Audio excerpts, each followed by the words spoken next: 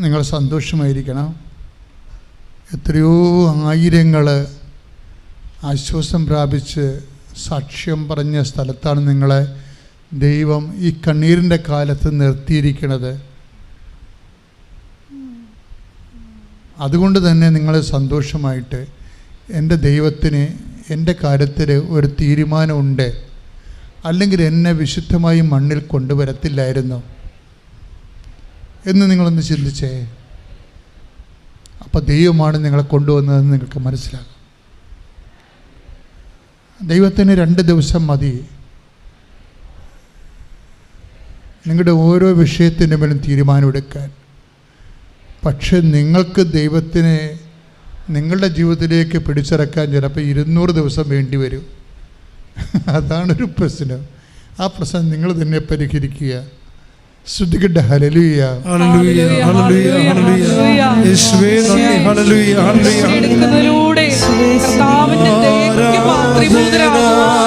യേശുവേ കൃപയാകണമേ. ഹല്ലേലൂയ. മഹത്വം, മഹത്വം.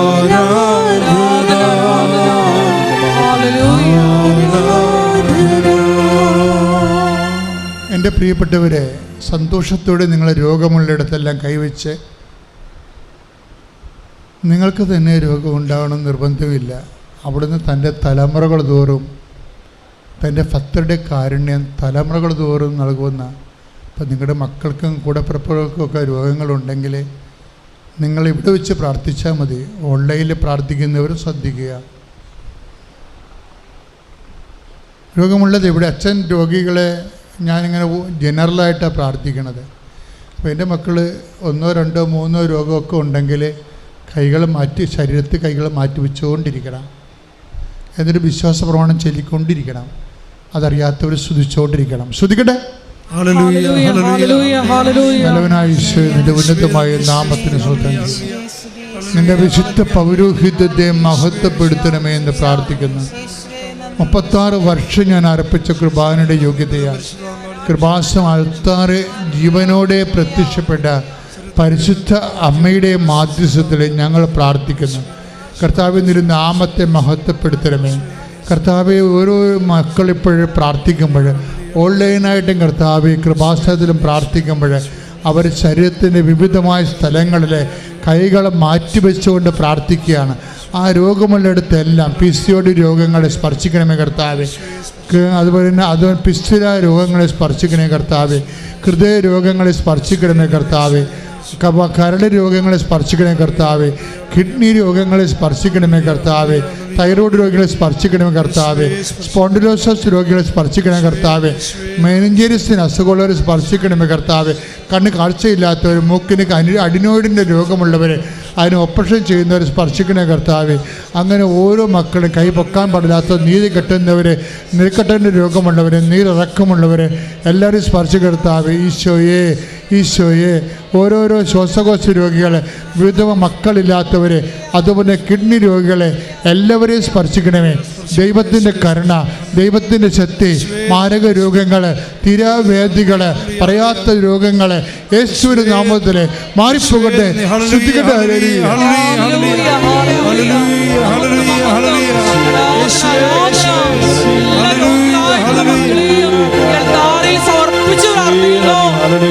അവരുടെ മേൽ കരുണയായിരിക്കണമേ എന്ന് പ്രാർത്ഥിക്കുന്നു. അമ്മയുടെ പ്രതിഷേധത്തിന്റെ സാക്ഷികളായി അവർ ഉയർത്തണമേ എന്ന് പ്രാർത്ഥിക്കുന്നു. അങ്ങയുടെ മഹത്വം പ്രകടമാക്കണമേ എന്ന് പ്രാർത്ഥിക്കുന്നു. ആരാധന, ആരാധന. സൗഖ്യം നൽകണമേ,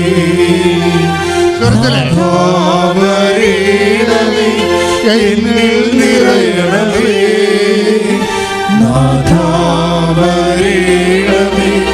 സൗഖ്യം നൽകണമേ. ഇപ്പം ക്രിസ്ത്യൻസിനാണെങ്കിൽ പിന്നെ എന്തെങ്കിലുമൊക്കെ ഒരു ഐഡിയ കിട്ടും. പക്ഷേ ഇന്നലെ ഉടമ്പടി എന്ന് പറഞ്ഞാലും ഇവിടെ വന്ന് അത് എടുക്കാത്തോളം കാലം ക്രിസ്ത്യൻസിൻ്റെ കാര്യം അറിയത്തില്ലല്ലോ. അവർക്ക് പുതിയ കാര്യമല്ലേ.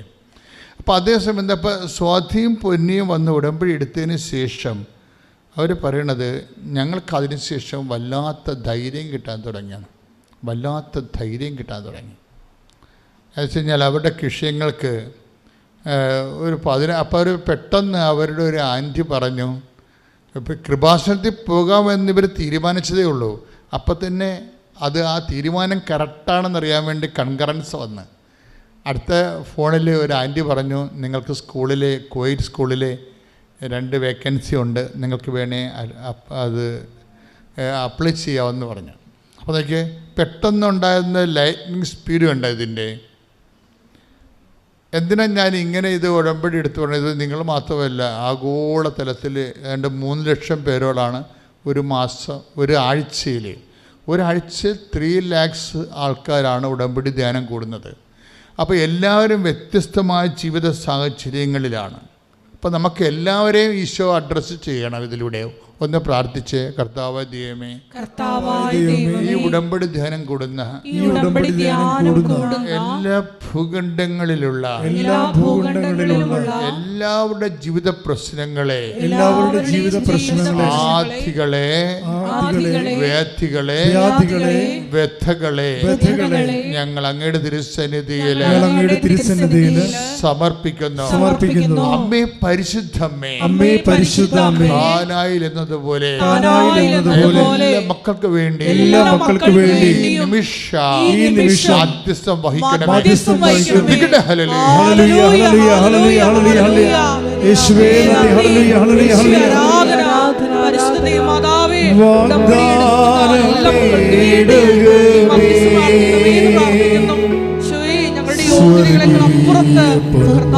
കൃപ പ്രവർത്തിച്ച് സാക്ഷികളാക്കി മാറ്റണമേ. കൃപാസനത്തിൻ്റെ അമ്മേ,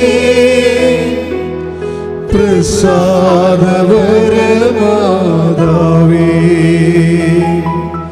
വാഗ്ദാനപീഠകമേ,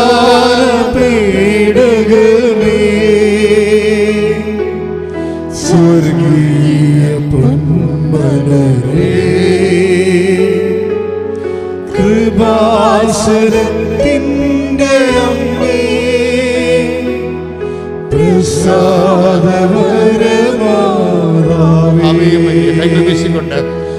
ആവേ ആവേ ആവേ മരിയ, ആവേ ആവേ ആവേ മരിയ, ആവേ ആവേ ആവേ മരിയ, ആവേ ആവേ ആവേ മരിയ.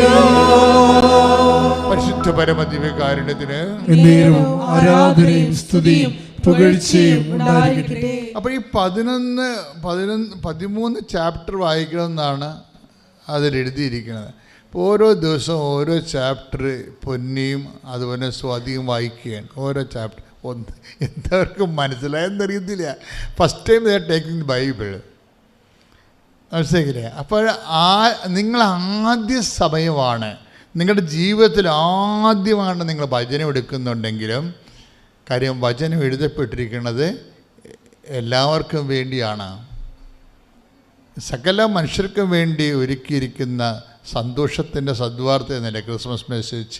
ക്രിസ്തുവിൻ്റെ മനുഷ്യാവതാര രഹസ്യ സന്ദേശം കൈമാറുന്നത് എങ്ങനെയാണ്?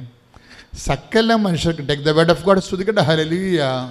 ലൂക്കാ 2:30-31. ലൂക്കാ 2:30-31 വായിച്ചോളൂ. എന്തെന്നാൽ, പറഞ്ഞോളൂ. എന്തെന്നാൽ സകല ജനതകൾക്കും വേണ്ടി അങ്ങ് ഒരുക്കിയിരിക്കുന്ന രക്ഷ എന്റെ കണ്ണുകൾ കണ്ടുകഴിഞ്ഞു. ഇപ്പൊ ശമയോൻ യേശുവിനെ കയ്യിലെടുക്കുമ്പോൾ എന്താണ് കാണുന്നത്? യഹൂദന്മാർക്ക് വേണ്ടിയോ ക്രിസ്ത്യൻസിന് വേണ്ടിയോ ഉള്ള അല്ല ക്രിസ്തു. പിന്നെന്താണ്? സകല മനുഷ്യർക്കും വേണ്ടി. കൈയിടിച്ച് കർത്താവിനെ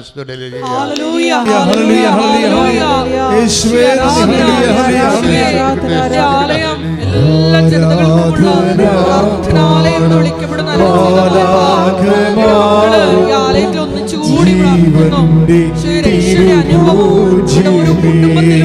അനുഭവം പ്രാർത്ഥിക്കുന്നു.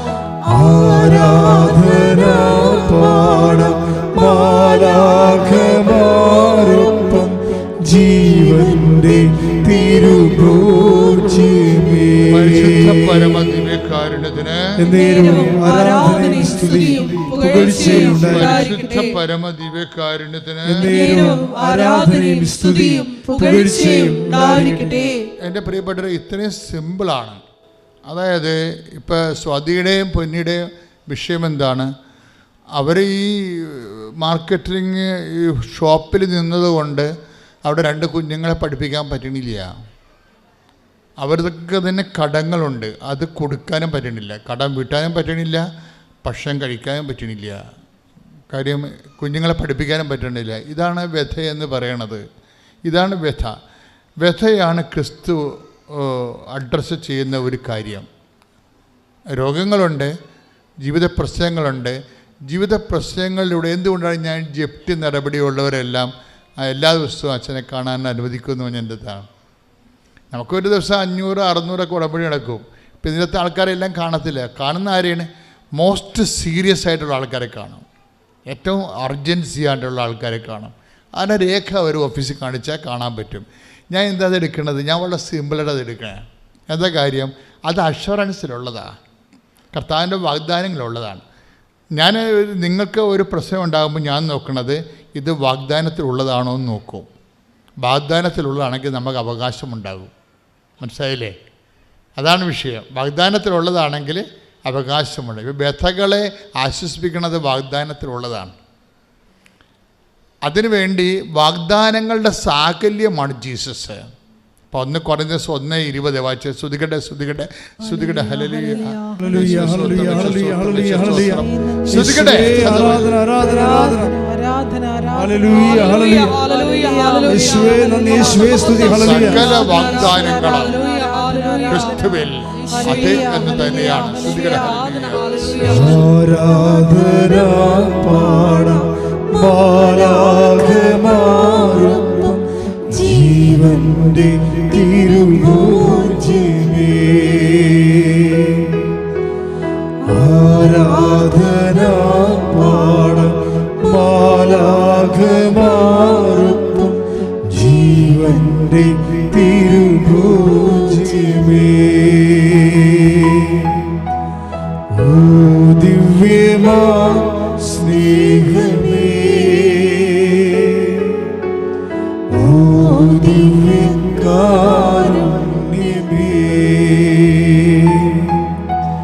ഓ ദിവ്യമാ സ്നേഹമേ, ഓ ദിവ്യകാരുണ്യമേ.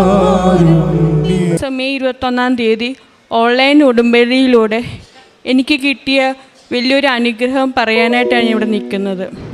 DHA എക്സാമിനായിട്ട് ഞാൻ പഠിക്കുന്നുണ്ടായിരുന്നു. പക്ഷേ ഒരു കോച്ചിങ്ങിനോ ക്ലാസ്സിനോ ഒന്നും പോകുന്നുണ്ടായിരുന്നില്ല.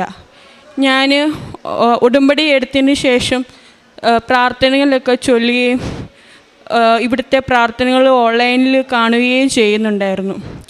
അപ്പോൾ എനിക്ക് ഡേറ്റ് എടുക്കാനായിട്ട് ഭയങ്കര ബുദ്ധിമുട്ടായിരുന്നു. എന്നെടുക്കണം, ഏത് സെൻറ്റർ തിരഞ്ഞെടുക്കണം എന്നൊക്കെ ഭയങ്കര കൺഫ്യൂഷനായിരുന്നു. അപ്പോൾ അങ്ങനെ ഒരു ദിവസം ഡേറ്റ് എടുക്കാനായിട്ട് എൻ്റെ ഏജൻസി ഡേറ്റ് അയച്ചു തന്നു. അപ്പോൾ കുറേ ഡേറ്റ് ഉണ്ട്. അതിൽ നോക്കിയപ്പോൾ 7-ാം തീയതി ജൂൺ 7 എന്നുള്ളൊരു ഡേറ്റ് ഞാൻ കണ്ടു. അപ്പോൾ എനിക്ക് തോന്നി ജൂൺ 7 തന്നെ എടുക്കാം, മാതാവ് പ്രത്യക്ഷപ്പെട്ട ദിവസ ഡേറ്റ് ആണല്ലോ അന്നെന്ന്. പിന്നെ സെൻറ്റർ എടുക്കാൻ ആയിട്ടും എനിക്ക് ഏതെടുക്കണമെന്ന് ഭയങ്കര പ്രയാസമുണ്ടായിരുന്നു. അപ്പോൾ അവർ ഏജൻസിക്കാർ പറഞ്ഞു ബാംഗ്ലൂർ മാത്രമേ സെൻറ്റർ ഉള്ളൂ, അവിടെ എടുക്കാൻ പറ്റുള്ളൂ എന്ന് പറഞ്ഞു. അങ്ങനെ ബാംഗ്ലൂർ വരെ പോകണമല്ലോ, അവിടെ അറിയാത്ത സ്ഥലമാണ്, എങ്ങനെ പോകുന്നൊക്കെ ഒത്തിരി പ്രയാസപ്പെട്ടു. അങ്ങനെ ഇരുന്നപ്പോൾ ഞങ്ങളുടെ ഒരു ബന്ധുവിൻ്റെ വീട് ഈ സെൻറ്ററിൻ്റെ അടുത്താണെന്ന് അറിയുകയും അവിടെ പോയി താമസിക്കുകയും ഞാൻ ജൂൺ 7-ാം തീയതി പരീക്ഷയ്ക്ക് പോവുകയും ചെയ്തു. പരീക്ഷയ്ക്ക് പോയതിന് മുമ്പ് തന്നെ എൻ്റെ മമ്മി ഇവിടെ വന്ന് ഉടമ്പടി നേരത്തെ എടുത്തിട്ടുണ്ടായിരുന്നു. അപ്പോൾ കിട്ടിയ നേർച്ച വസ്തുക്കളായ ഉപ്പും കാശുരൂപവും കൊണ്ടാണ് ഞാൻ പോയത്. എനിക്ക് അവിടെ ഓർണമെൻറ്റ്സ് ഒന്നും കൊണ്ടുപോകാൻ പറ്റത്തില്ല. അപ്പം ഞാൻ ഡ്രസ്സിൽ ഇവിടുത്തെ കാശുരൂപം കുത്തിവെച്ചു. പിന്നെ ഉപ്പ് എക്സാം ഹാളിൽ കയറുന്നതിന് മുമ്പായി ചവിട്ടാത്ത ഒരു സ്ഥലത്ത് ഇടുകയും ചെയ്തു. പരീക്ഷയ്ക്ക് ഞാൻ കയറി. എനിക്കറിയാവുന്ന പോലെയൊക്കെ ഞാൻ അറ്റൻഡ് ചെയ്തു. 3 മണിക്കൂറിനുള്ളിൽ എനിക്ക് എല്ലാ ക്വസ്റ്റ്യനും അറ്റൻഡ് ചെയ്യാനും പറ്റി. ഞാൻ പരീക്ഷ കഴിഞ്ഞ് തിരിച്ചിറങ്ങി. ഇന്നലെ ശനിയാഴ്ച രാവിലെ എൻ്റെ റിസൾട്ട് വന്നു, ഞാൻ പാസ്സായി. അതിനു മുമ്പേ തന്നെ എക്സാമിന് പോകുന്നതിന് 5 ദിവസം മുമ്പ് ഞാൻ എപ്പോഴും ഇവിടുത്തെ ഉടമ്പടി ഇവിടുത്തെ സാക്ഷ്യങ്ങളൊക്കെ ഞാൻ യൂട്യൂബിൽ കാണുന്നുണ്ടായിരുന്നു. അപ്പോൾ അങ്ങനെ ഇരിക്കെ ഒരു ദിവസം വൈകുന്നേരം ഞാൻ ഒരു ഉടമ്പടി ഇവിടുത്തെ ഒഫീഷ്യൽ യൂട്യൂബ് ചാനലിൽ കാണുകയുണ്ടായി. ഒരു സഹോദരൻ DH എക്സാം എഴുതി, ഒന്നും പഠിക്കാൻ പറ്റിയില്ല, പക്ഷെ പരീക്ഷ എഴുതി റിസൾട്ട് വന്നു, പാസ്സായി എന്ന്. അതൊരു നീല ഷർട്ടിട്ട ഒരു സഹോദരനായിരുന്നു. അത് കണ്ടപ്പോൾ ഞാനും പ്രാർത്ഥിച്ചായിരുന്നു, എനിക്കും DH എഴുതി പാസ്സാകാൻ പറ്റണേ മാതാവേ എന്ന് പ്രാർത്ഥിച്ചായിരുന്നു. അന്നേ ദിവസം വൈകുന്നേരം ഞാൻ ഈ കണ്ട സാക്ഷ്യം എൻ്റെ ഹസ്ബൻഡിനും മമ്മിക്കും ഒക്കെ അയച്ചു കൊടുക്കാമെന്ന് വിചാരിച്ച് ഞാൻ വീണ്ടും യൂട്യൂബ് ചാനൽ എടുത്ത് നോക്കിയപ്പോൾ ഞാൻ കണ്ട ആ സാക്ഷ്യം യൂട്യൂബ് ചാനലിൽ ഇല്ല. അപ്പം ഞാൻ കുറേ നോക്കി, അങ്ങനെ ഒരു സാക്ഷ്യമേ അതിൽ കാണാനില്ല. അപ്പം ഞാൻ വിചാരിച്ചു ഇനി യൂട്യൂബിൻ്റെ ഹിസ്റ്ററി എടുത്ത് നോക്കിയാൽ ആ സാക്ഷ്യം അവിടെ ഉണ്ടാവുമല്ലോ, അയച്ചു കൊടുക്കാമെന്ന് വിചാരിച്ചു. ഞാൻ യൂട്യൂബ് ഹിസ്റ്ററി എടുത്ത് നോക്കിയപ്പോൾ ഞാൻ അതിന് മുമ്പും അത് കഴിഞ്ഞും കണ്ടിട്ടുള്ള എല്ലാ സാക്ഷ്യങ്ങളും ഉണ്ട്, പക്ഷെ ഞാൻ കണ്ട സാക്ഷ്യം മാത്രം ഹിസ്റ്ററി പോലും ഇല്ല. അപ്പോൾ എനിക്ക് മനസ്സിലായി മാതാവ് തന്നെ എന്നെ കാണിച്ചു തന്നതാണ്. ഞാൻ ഇവിടെ വന്ന് സാക്ഷ്യം പറഞ്ഞു കൊള്ളാമെന്ന് ഞാൻ അന്ന് പ്രാർത്ഥിച്ചു. ഇന്നലെയായിരുന്നു റിസൾട്ട് വന്നേ, ഇന്ന് തന്നെ എനിക്കിവിടെ വന്ന് സാക്ഷ്യം പറയാനും കഴിഞ്ഞു. ഇതുകൂടാതെ എനിക്ക് ഒരുപാട് അനുഗ്രഹങ്ങൾ മാതാവ് ഇതിനു മുമ്പ് എനിക്ക് തന്നിട്ടുണ്ട്. എൻ്റെ ചേച്ചിയുടെ കുഞ്ഞ് 2 വയസ്സുള്ള കുഞ്ഞ് ഒരു ദിവസം മോസ്കിറ്റോയിൻ്റെ ലിക്വിഡ് വായി വെക്കുകയും ഹോസ്പിറ്റലിലാവുകയും NICയിലാവുകയും ഒക്കെ ചെയ്തു. അന്ന് ഞങ്ങൾ കൊച്ചു കുഞ്ഞാണ്, ഡോക്ടർ പറഞ്ഞു ന്യൂമോണിയ ആവും, ഒരുപാട് സീരിയസ് ആണെന്നൊക്കെ പറഞ്ഞു. 3 ആശുപത്രിയിൽ കൊണ്ടുപോയും ഒരിടത്തും എടുത്തില്ല. അവസാനം എറണാകുളം രാജഗിരി ഹോസ്പിറ്റലിൽ കൊണ്ടുപോയും അവിടെ NICയിൽ കയറ്റുകയും ചെയ്തു. അന്ന് ഞങ്ങൾ ക്യാൻഡിലേക്ക് റിക്വസ്റ്റ് ഇട്ട് പ്രാർത്ഥിക്കുകയും ഉടമ്പടി വസ്തുവായ തൈലം കുഞ്ഞിൻ്റെ നെറ്റിയിൽ തൊട്ട് പ്രാർത്ഥിക്കുകയും ചെയ്തു. അതിൻ്റെ ഫലമായി ഒരാഴ്ച കൊണ്ട് കുഞ്ഞിന് വേറെ യാതൊരു പ്രശ്നവും കൂടാതെ ഡിസ്ചാർജ് ആവുവാനും പറ്റി. പിന്നെ ഞാൻ കോളേജിൽ പഠിച്ചുകൊണ്ടിരുന്ന സമയത്ത് ഫൈനൽ ഇയർ എക്സാമിന് പഠിക്കുവാനായിട്ട് എനിക്ക് ഭയങ്കര പ്രയാസമായിരുന്നു. കൊറോണ സമയമായിരുന്നു, ക്ലാസ്സുകളൊന്നും നേരെ ഉണ്ടായിരുന്നുമില്ല, തനിയെ പഠിച്ച് എഴുതണമായിരുന്നു. അന്നും ഞാൻ ക്യാൻഡിൽ റിക്വസ്റ്റ് പ്രെയർ ഇട്ട് പ്രാർത്ഥിച്ചിട്ടാണ് എക്സാമിന് പോയത്. അതിൽ ഒരു സബ്ജക്റ്റ് എനിക്ക് ഭയങ്കര പാടുമായിരുന്നു, അതായിരുന്നു ആദ്യത്തെ എക്സാം. അന്ന് ഇതുപോലെ ഞാൻ ഒരുപാട് പ്രാർത്ഥിച്ചു പോയി, എക്സാം എഴുതി. റിസൾട്ട് വന്നപ്പോൾ ഞാൻ എല്ലാ വിഷയത്തിനും പാസ്സായി നല്ല മാർക്കോടെ. പ്രത്യേകിച്ച് എനിക്ക് ആ ഏറ്റവും പാടുണ്ടായിരുന്ന സബ്ജക്റ്റിൽ ക്ലാസ്സിലെ ഏറ്റവും ടോപ്പ് മാർക്ക് എനിക്കുമായിരുന്നു. ഡിസ്റ്റിങ്ഷനിലൂടെ എനിക്ക് പാസ്സാവാനും പറ്റി. പിന്നെ എൻ്റെ മമ്മിക്ക് ഡിസ്കിന് പ്രശ്നമുണ്ടായിരുന്നു. ഒരുപാട് പ്രയാസപ്പെട്ട് വിഷമിക്കുകയൊക്കെ ചെയ്തു. ഒരുപാട് ഡോക്ടർമാരൊക്കെ കാണിച്ചു. എല്ലാവരും പറഞ്ഞു സർജറി വേണം, ഭയങ്കര സീരിയസ് ആണ്, നടക്കാനും വയ്യ, ഇരിക്കാനും വയ്യ, അങ്ങനെ ഒത്തിരി പ്രയാസം വിഷമമൊക്കെ ആയിരുന്നു. അങ്ങനെ ഇരിക്കെ ആ സമയത്തും ഇതുപോലെ ക്യാൻഡിൽ റിക്വസ്റ്റ് ഇട്ട് പ്രാർത്ഥിക്കുകയുണ്ടായി. ഒരു ഓപ്പറേഷൻ ഒന്നും കൂടാതെ മരുന്നിലൂടെ തന്നെ മമ്മിക്ക് സുഖം പ്രാപിച്ചു. ഇപ്പോൾ ഒരു കുഴപ്പമില്ല, സുഖമായിട്ടിരിക്കുന്നു. പിന്നെ എൻ്റെ വിവാഹത്തിനായിട്ട് പ്രാർത്ഥിക്കുകയുണ്ടായി. അതും മാതാവ് നടത്തി തന്നു. കഴിഞ്ഞ വർഷം ഏപ്രിൽ 24-ാം തീയതി ഒരു കുടുംബ പങ്കാളിയെ ജീവിത പങ്കാളിയെ എനിക്ക് മാതാവ് തന്ന് അനുഗ്രഹിച്ചു. ആത്മീയ ജീവിതമായിട്ട് ഞാൻ എല്ലാ ദിവസവും ഇവിടുത്തെ ഉടമ്പടി പ്രാർത്ഥന രാവിലെ എഴുന്നേറ്റും വൈകുന്നേരം പ്രാർത്ഥിക്കാറുണ്ട്. എനിക്ക് സമയം കിട്ടുമ്പോഴൊക്കെ ഇവിടുത്തെ ധ്യാനം ഓൺലൈനായിട്ട് കൂടാറുണ്ട്. പിന്നെ പ്രേക്ഷിത പ്രവൃത്തിയായിട്ട് ഞാനിവിടുത്തെ പ്രാർത്ഥനകളൊക്കെ എൻ്റെ കൂട്ടുകാർക്കൊക്കെ ലിങ്ക് ഷെയർ ചെയ്ത് കൊടുക്കുകയും എനിക്കറിയാവുന്നവരോടൊക്കെ ഞാൻ ഇവിടുത്തെ ഓൺലൈൻ ഉടമ്പടിയെക്കുറിച്ച് പറഞ്ഞു കൊടുക്കുകയും എൻ്റെ UK-യിലായിരിക്കുന്ന ഒരു സുഹൃത്തിന് ഞാൻ ഇവിടുത്തെ ഓൺലൈൻ ഉടമ്പടിയെക്കുറിച്ച് പറഞ്ഞു കൊടുത്ത സുഹൃത്ത് ഓൺലൈൻ ഉടമ്പടി എടുത്തിട്ടുണ്ട്. അങ്ങനെ എന്നെക്കൊണ്ട് ആവുന്ന വിധം എല്ലാവരോടും പറയുന്നുണ്ട്. ഈ വിശുദ്ധ ദിവസത്തിൽ കർത്താവിൻ്റെ പരിശുദ്ധ സന്നിധിയിൽ നിന്നുകൊണ്ട് കർത്താവിൻ്റെ അമ്മയുടെ നിന്നുകൊണ്ട് ഈ വിശുദ്ധാലയത്തിൽ നിന്നുകൊണ്ട് കർത്താവിൻ്റെ ഒരു സാക്ഷിയാകുവാൻ എന്നെ എൻ്റെ കർത്താവ് എടുത്ത് ഉപയോഗിച്ചനായ യേശുപ്പന് അമ്മ മാതാവിന് 1000 കോടി നന്ദി സ്തുതിയാഗങ്ങൾ അർപ്പിക്കുന്നു. ഞാനിത് ഉടമ്പടി എൻ്റെ പേര് സിന്ധു വിൻസെൻ്റ്, എൻ്റെ സ്വന്തം സ്ഥലം നെയ്യാറ്റിൻകര. ഞാനിവിടെ 2019 ഒക്ടോബർ മാസമാണ് ഞാൻ ഉടമ്പടി എടുത്തത്. അന്ന് മുതൽ ഇന്ന് വരെ ഈ നിമിഷം വരെ ഉടമ്പടിയിൽ ഉറച്ചു നിൽക്കുവാനും കർത്താവിൻ്റെ വലത് കരത്തിൽ പിടിച്ച് അമ്മയുടെ ഇടത് കരത്തിൽ പിടിച്ചും എനിക്ക് യാത്ര ചെയ്യുവാൻ തക്കവണ്ണം എൻ്റെ കർത്താവ് എന്നെ ഇടയാക്കി. പല പ്രയാസങ്ങളും പ്രതിസന്ധികളൊക്കെ വന്നപ്പോഴും എൻ്റെ കർത്താവിൽ ഉറച്ചു നിൽക്കുവാൻ എന്നെ ഇടയാക്കിയ ദൈവത്തിന് കോടാനുകോടി നന്ദി പറയുന്നു. എൻ്റെ മകൾ +2 പരീക്ഷ ഇളയ മകൾ +2 പരീക്ഷ എഴുതിക്കൊണ്ടിരിക്കുമ്പോൾ അവൾക്ക് ഒരു വിഷയം പ്രയാസമായിരുന്നു. അത് ജയിച്ചു പോകത്തില്ലെന്ന് തന്നെ എപ്പോഴും പറയും, അമ്മേ ഞാൻ ജയിക്കത്തില്ല അമ്മ പ്രാർത്ഥിക്കുന്നു. അപ്പോൾ പരീക്ഷ വന്നപ്പോൾ ഞാൻ എൻ്റെ ഉടമ്പടി അവളെ ഇവിടെ കൊണ്ടുവന്ന് പ്രാർത്ഥിച്ചു. എൻ്റെ കാശ് രൂപവും അവളെ കയ്യിൽ കൊടുത്തു വിടുകയും വിശുദ്ധ വസ്തു തൈലം കുരിശു വരയ്ക്കുകയും കയ്യിലും നെറ്റിയിലും എല്ലാം കുരിശു വരയ്ക്കുകയും ഉപ്പ് ഭക്ഷണമായി കൊടുക്കുകയൊക്കെ ചെയ്തു. അങ്ങനെ പരീക്ഷ എഴുതി കർത്താവിൻ്റെ വലിയ നാമം മഹത്വപ്പെടുവാൻ തക്കവണ്ണം ഇന്ന് എന്നെ സാക്ഷിയാക്കുവാൻ തക്കവണ്ണം എൻ്റെ കർത്താവ് എൻ്റെ കുഞ്ഞിന് ഫുൾ A+ കൊടുത്ത് ജയിപ്പിച്ചു. അതിന് കോടാനക്കോടി നന്ദി പറയുന്നു. അതുപോലെ എൻ്റെ വലിയ മോക്കും TTC പരീക്ഷയ്ക്ക് 4 സെം പരീക്ഷയ്ക്ക് ഫുൾ മാർക്കോടെ ജയിക്കുവാനും KTT പരീക്ഷ ജയിക്കുവാനും അവൾക്കൊരു പെർമനൻ്റ് ജോലി എൻ്റെ കർത്താവ് കൊടുത്ത് അവളെ അനുഗ്രഹിച്ചിരിക്കുകയാണ്. എൻ്റെ അമ്മ മാതാവിനും യേശുപ്പനും അതിന് 1000 കോടി നന്ദി പറയുന്നു. എൻ്റെ സഹോദരന് ഭവനമില്ലായിരുന്നു. ഇപ്പോൾ അതെല്ലാം ഉടമ്പടിയിൽ വെച്ച് 6 ഉടമ്പടി നിയോഗം വെച്ചിരുന്നു. 6 ഉടമ്പടി നിയോഗവും സാധിച്ചു. അതിൽ ഭവനമില്ലാതിരുന്നു. ആ ഭവനം ഇപ്പോൾ ബേസ്മെൻറ്റ് പണി നടന്നുകൊണ്ടിരിക്കുകയാണ്.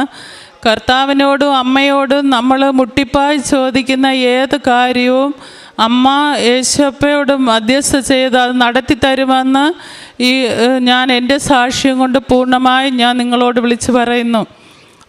ഏത് കാര്യമായിരുന്നാലും അത് നടത്തിത്തരും. എത്ര പ്രതിസന്ധി ഇരുന്നായിരുന്നാലും നമ്മൾ വചനം വായിച്ച് ജപമാല ചൊല്ലി നമ്മൾ കർത്താവിൻ്റെ കാരുണ്യ പ്രവർത്തികളെല്ലാം ചെയ്ത് നമ്മൾ കർത്താവിനോട് പറ്റിച്ചേർന്ന് അപ്പാന്ന് വിളിച്ചാൽ നമ്മൾ കൂടെ വരുന്ന ദൈവത്തിൻ്റെയാണ് നാം ആശ്രയിച്ചിരിക്കുന്നത്.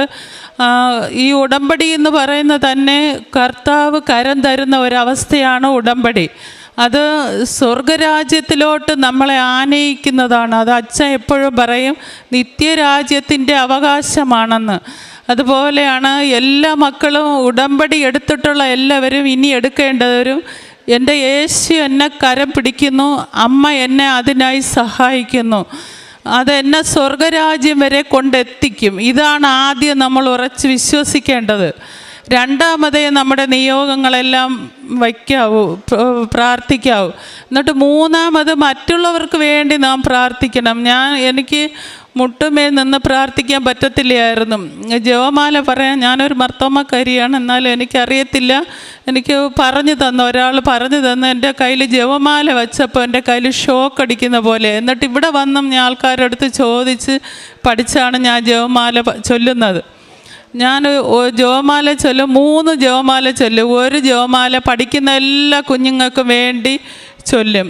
ഒരു ജപമാല രോഗികളായിട്ട് കിടപ്പ് രോഗികളായിട്ട് കിടക്കുന്നവർക്ക് ഒരു ജപമാല ചൊല്ലും. അത് എനിക്ക് മാത്രം വേണ്ടിയല്ല, ഈ ലോകം മുഴുവനുള്ള എൻ്റെ കുടുംബത്തിലും ചുറ്റുപാടുള്ളവർക്കും ദേശത്തുള്ളവർക്കും ഭൂലോകം മുഴുവനുള്ള 12 ഗോത്രത്തിലുള്ള മക്കൾക്ക് വേണ്ടിയാണ് ഞാൻ ചൊല്ലുന്നത്. അതിനായി എൻ്റെ അമ്മ എൻ്റെ മനസ്സിൽ എപ്പോഴും ഇങ്ങനെ പറയും.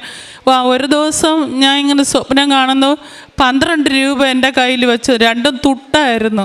അപ്പോൾ ഞാൻ എൻ്റെ അമ്മയോട് ചോദിച്ചു, എൻ്റെ കൃപാസന അമ്മേ, എന്താണ് അമ്മേ എൻ്റെ കയ്യിൽ ഈ 12 രൂപ 12 ഇങ്ങനെ എൻ്റെ കയ്യിൽ തന്ന്? അപ്പോഴാണ് അമ്മ പറഞ്ഞ് 12 ഗോത്രത്തിലുള്ളവർക്ക് വേണ്ടി പ്രാർത്ഥിക്കാൻ ജപമാല ചൊല്ലി. ആ നിമിഷം മുതൽ ഞാൻ ഇന്ന് ഈ നിമിഷം വരെ 12 ഗോത്രത്തിലുള്ള ജനങ്ങൾക്ക് വേണ്ടി ഞാൻ പ്രാർത്ഥിക്കും, ഒരു ജപമാല ചൊല്ലി. എന്നിട്ട് ലോകം മുഴുവനുള്ള എല്ലാ പാപികൾക്കും വേണ്ടി പ്രാർത്ഥിക്കും. അവിടെ പാപം ക്ഷമിച്ച് യേശുവിൻ്റെ രക്തം കൊണ്ട് അവരെ വിശുദ്ധീകരിച്ച് കഴുകി നിത്യരാജ്യത്തിൽ അവരെ എത്തിക്കണമേ എന്ന്. അങ്ങനെ ഈ 3 നിയോഗം സമർപ്പിച്ചാണ് ഞാൻ പ്രാർത്ഥിക്കുന്നത്. അതെല്ലാം എൻ്റെ കർത്താവ് എന്നെ നടത്തുന്നു. എൻ്റെ മകള് പരീക്ഷയെല്ലാം ജയിച്ചു, ഇപ്പം പഠിക്കാൻ പോകുന്നുണ്ട്. പിന്നെ ഭവനം കിട്ടി. അവൾക്ക് ഇളയ മകൾക്ക് തൈറോയിഡിൻ്റെ പ്രയാസം ഉണ്ടായിരുന്നു. അതും വിശുദ്ധ വസ്തു ഉപയോഗിച്ച് കുരിശ് വരച്ച് സ്കാൻ ചെയ്യണമെന്ന് പറഞ്ഞായിരുന്നു. അത് സ്കാൻ ചെയ്തപ്പോൾ ഒരു കുഴപ്പമില്ല, റിസൾട്ടിലൊന്നും ഒരു കുഴപ്പമില്ല. എൻ്റെ കർത്താവും അമ്മ മാതാവും അത് അത്ഭുതമായി സഹായിച്ചു.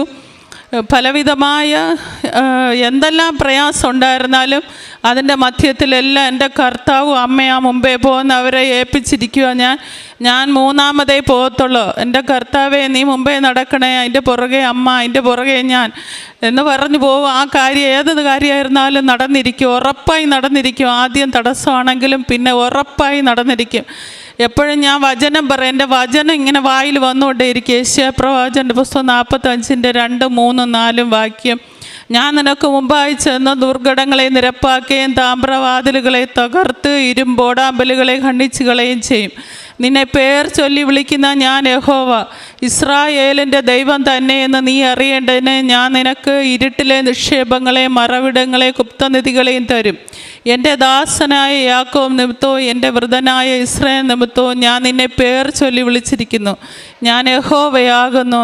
ആ യഹോവയായ ദൈവ ഉടമ്പടി എടുത്ത നാളും എന്നതിൽ ഇന്ന് വരെ പലവിധമായ പ്രശ്നത്തിൻ്റെ മധ്യത്തിൽ എൻ്റെ കർത്താവ് അമ്മ എന്നെ കരം പിടിച്ച് നടത്തുന്നു.